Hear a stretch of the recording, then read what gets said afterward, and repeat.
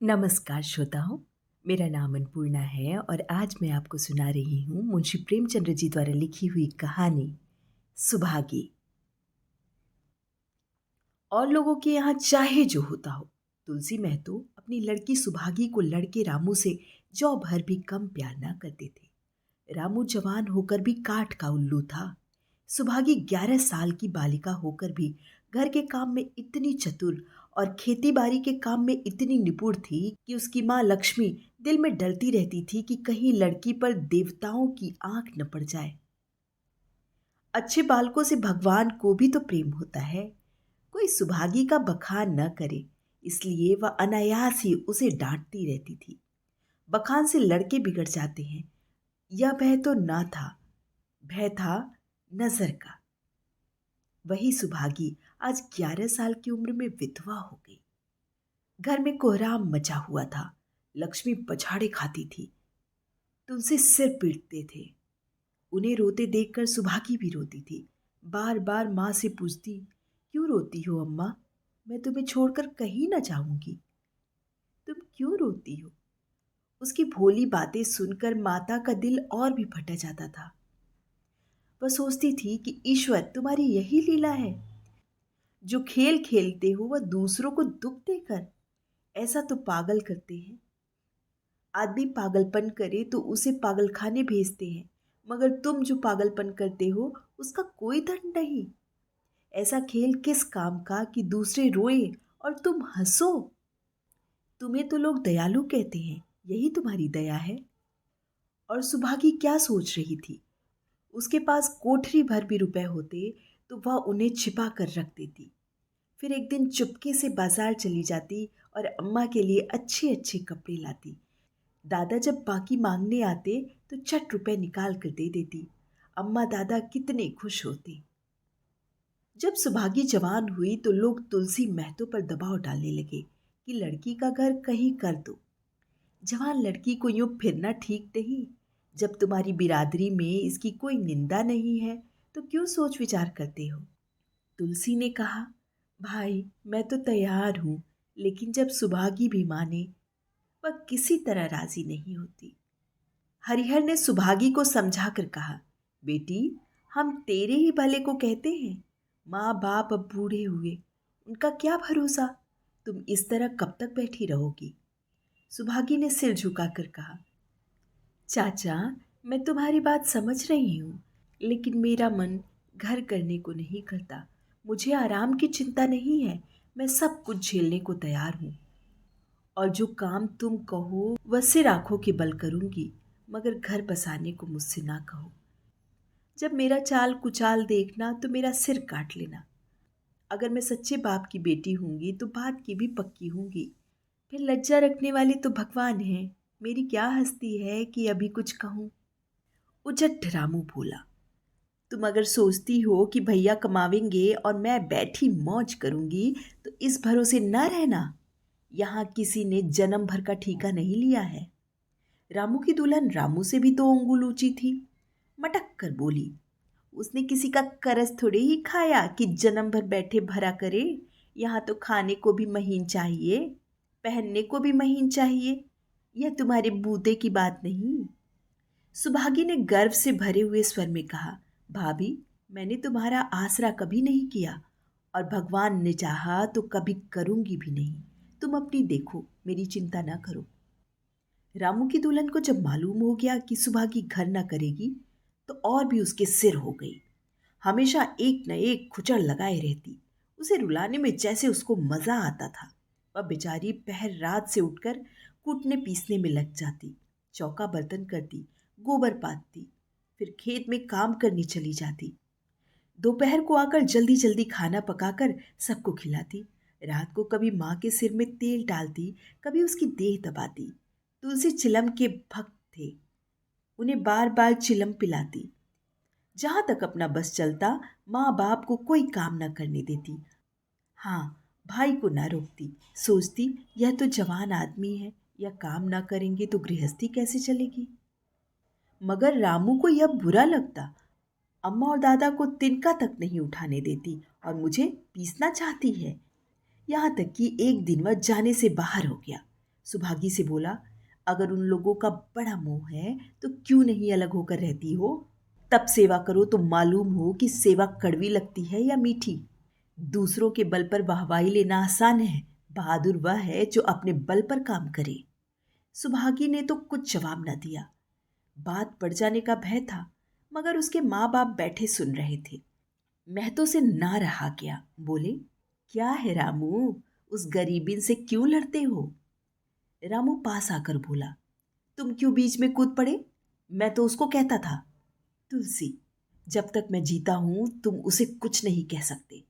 मेरे पीछे जो चाहे करना, बेचारी का घर में रहना मुश्किल कर दिया है। रामू, आपको बेटी बहुत प्यारी है तो उसे गले बांध कर रखिए, मुझसे तो नहीं सहा जाता। तुलसी, अच्छी बात है, अगर तुम्हारी यही मर्जी है तो यही होगा। मैं कल गांव के आदमियों को बुलाकर बंटवारा कर दूंगा।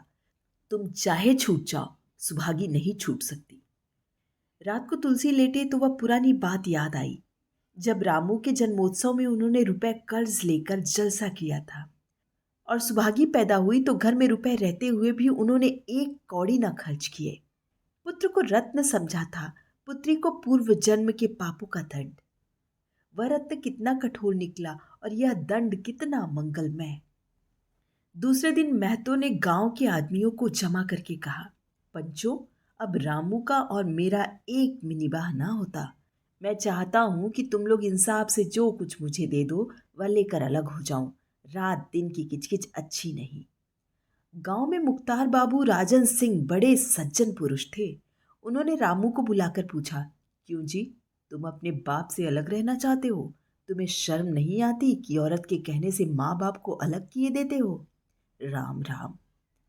रामू ने ढिठाई के साथ कहा, जब एक में गुजर ना हो तो अलग हो जाना ही अच्छा है। सज्जन सिंह, तुमको एक में क्या कष्ट होता है? रामू, एक बात हो तो बताऊं? सज्जन सिंह, कुछ तो बताओ। रामू, साहब, एक में मेरा उनके साथ निभाना ना होगा, बस, मैं और कुछ नहीं जानता। यह कहता हुआ रामू वहां से चलता बना। तुलसी, देख लिया आप लोगों ने इसका मिजाज। आप चाहे 4 हिस्सों में 3 हिस्से उसे दे दे, पर अब मैं इस दुष्ट के साथ ना रहूंगा। भगवान ने बेटी को दुख दे दिया।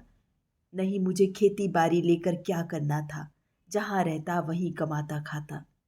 भगवान ऐसा बेटा 7वें बैरी को भी ना दे। लड़के से लड़की भली जो कुलवंती होए। तुलसी ने कहा, बेटी, हम तुझे ना छोड़ेंगे, चाहे संसार छूट जाए। रामू का मैं मुंह नहीं देखना चाहता, उसके साथ रहना तो दूर रहा। रामू की दुल्हन बोली, तुम किसी का मुंह नहीं देखना चाहते तो हम भी तुम्हारी पूजा करने को व्याकुल नहीं हैं। मैं तो दांत पीसते हुए उठे कि बहू को मारे, मगर लोगों ने पकड़ लिया। बंटवारा होते ही महतो और लक्ष्मी को मानो पेंशन मिल गई। पहले तो दोनों सारे दिन सुभागी के मना करने पर भी कुछ न कुछ करते ही रहते थे, पर अब उन्हें पूरा विश्राम था। पहले दोनों दूध घी को तरसते थे। सुभागी ने कुछ रुपए बचाकर एक भैंस ले ली। बूढ़े आदमियों की जान तो उनका भोजन है, अच्छा भोजन ना मिले तो वे किस आधार पर रहे? चौधरी ने बहुत विरोध किया, कहने लगे, घर का काम यूं ही क्या कम है कि तू यह नया झंझट पाल रही है? सुभागी उन्हें बहलाने के लिए कहती, दादा, दूध के बिना मुझे खाना नहीं अच्छा लगता। लक्ष्मी ने हंसकर कहा, बेटी, तू झूठ कब से बोलने लगी? कभी दूध हाथ से भी नहीं छूती। खाने की कौन कहे, सारा दूध हम लोगों के पेट में ठूस देती है। गांव में जहां देखो उसके मुंह से सुभागी की तारीफ। लड़की नहीं, देवी है, 2 मर्दों का काम भी करती है, उस पर माँ बाप की सेवा भी किए जाती है। सज्जन सिंह तो कहते, यह उस जन्म की देवी है, मगर शायद महतो को यह सुख बहुत दिन तक भोगना न लिखा था। 7-8 दिन से महतो को जोर से जड़ चढ़ा हुआ था। देह पर कपड़े का तार भी नहीं रहने देते। लक्ष्मी पास बैठी रो रही थी। सुभागी पानी लिए खड़ी है। अभी एक क्षण पहले महतो ने पानी मांगा था, पर जब तक वह पानी लावे उनका जी डूब गया और हाथ पांव ठंडे हो गए।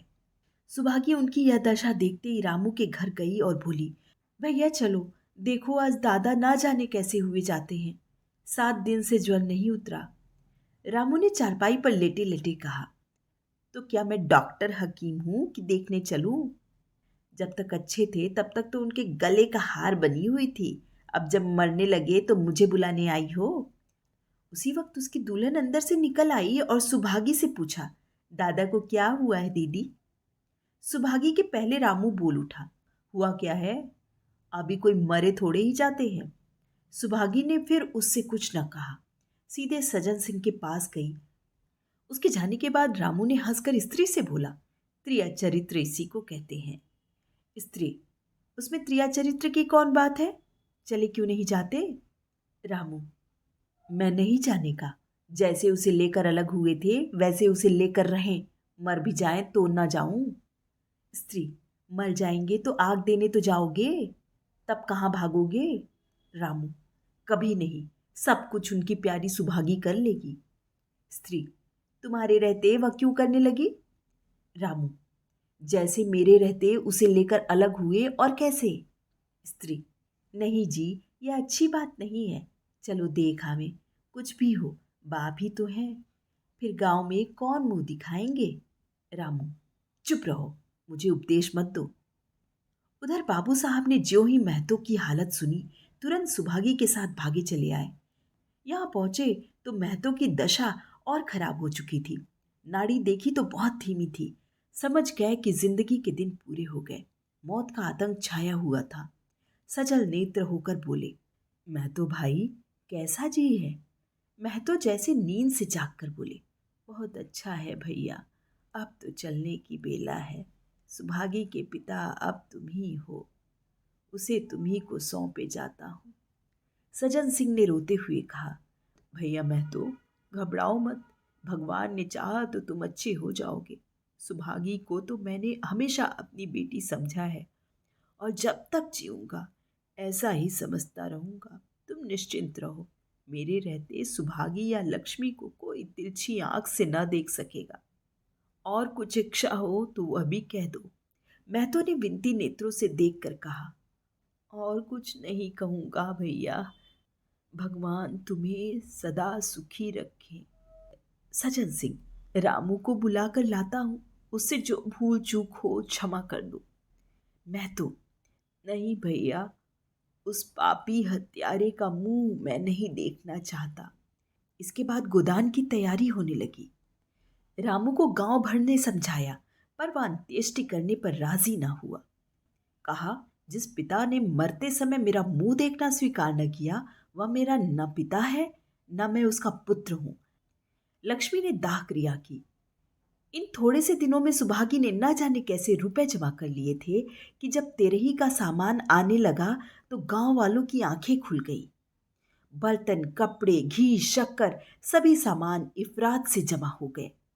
रामू देख देख जलता था और सुभागी उसे जलाने के लिए सबको यह सामान दिखाती थी। लक्ष्मी ने कहा, बेटी, घर देखकर खर्च करो, अब कोई कमाने वाला नहीं बैठा है, आप ही कुआं खोदना और पानी पीना है। सुभागी बोली, बाबूजी का काम तो धूमधाम से ही होगा अम्मा, चाहे घर रहे या जाए। बाबूजी फिर थोड़े ही आएंगे। मैं भैया को दिखा देना चाहती हूँ कि अबला क्या कर सकती है। वह समझते होंगे इन दोनों के किए कुछ न होगा। उनका यह घमंड तोड़ दूंगी। लक्ष्मी चुप हो रही।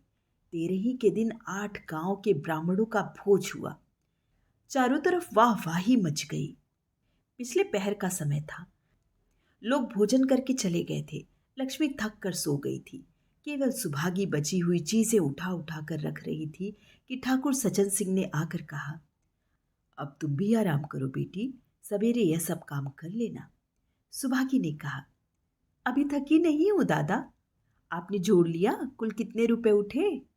सजन सिंह, वह पूछकर क्या करोगी बेटी? कुछ नहीं, यूं ही पूछती थी। कोई 300 रुपए उठे होंगे। सुभागी ने सकुचाते हुए कहा, मैं इन रुपयों की देनदार हूं। तुमसे तो मैं मांगता नहीं, मैं तो मेरे मित्र और भाई थे, उनके साथ कुछ मेरा भी तो धर्म है। आपकी यही दया कम है कि मेरे ऊपर इतना विश्वास किया। मुझे कौन 300 रुपए देता? सजन सिंह सोचने लगे, इस अबला की धर्म बुद्धि का कहीं वार पार भी है या नहीं। लक्ष्मी उन स्त्रियों में थी जिनके लिए पति वियोग जीवन स्रोत का बंद हो जाना है। 50 वर्ष के चिर सहवास के बाद अब यह एकांत जीवन उसके लिए पहाड़ हो गया। उसे अब ज्ञात हुआ कि मेरी बुद्धि, मेरा बल, मेरी सुमति मानो सबसे मैं वंचित हो गई। उसने कितनी बार ईश्वर से विनती की थी मुझे स्वामी के सामने उठा लेना, मगर उसने यह विनती स्वीकार न की। मौत पर अपना काबू नहीं तो क्या जीवन पर भी काबू नहीं है? वह लक्ष्मी जो गांव में अपनी बुद्धि के लिए मशहूर थी, जो दूसरों को सीख दिया करती थी, अब बौरही हो गई है। सीधी सी बात करते नहीं बनती। लक्ष्मी का दाना पानी उसी दिन से छूट गया। सुभागी के आग्रह पर चौके में जाती, मगर कौर कंठ के नीचे न उतरता। 50 वर्ष हुए, एक दिन भी ऐसा ना हुआ कि पति के बिना खाए खुद खाया हो। अब उस नियम को कैसे तोड़े? आखिर उसे खांसी आने लगी। दुर्बलता ने जल्द ही घाट पर डाल दिया। सुभागी अब क्या करे? ठाकुर साहब के रुपए चुकाने के लिए दिलो जान से काम करने की जरूरत थी। यहाँ माँ बीमार पड़ गई। अगर बाहर जाए तो माँ अकेली रहती है। उनके पास बैठे तो बाहर का काम कौन करे? माँ की दशा देखकर सुभागी समझ गई कि इनका परवाना भी आ पहुंचा। महतो को भी तो यही ज्वर था। गांव में और किसे फुर्सत थी कि दौड़ धूप करता। सज्जन सिंह दोनों वक्त आते, लक्ष्मी को देखते, दवा पिलाते, सुभागी को समझाते और चले जाते। मगर लक्ष्मी की दशा बिगड़ती जाती थी। यहाँ तक कि 15वें दिन वह भी संसार से सिधार गई। अंतिम समय रामू आया और उसके पैर छूना चाहता था, पर लक्ष्मी ने उसे ऐसी झिड़की दी कि वह उसके समीप ना जा सका। सुभागी को उसने आशीर्वाद दिया, तुम्हारी जैसी बेटी पाकर तर गई। मेरा क्रियाकर्म तुम ही करना। मेरी भगवान से यही अर्जी है कि उस जन्म में भी तुम मेरी कोख पवित्र करो। माता के देहांत के बाद सुभागी के जीवन का केवल एक लक्ष्य रह गया, सज्जन सिंह के रुपए चुकाना। 300 रुपए पिता के क्रियाकर्म में लग गए थे। लगभग 200 माता के काम में लगे।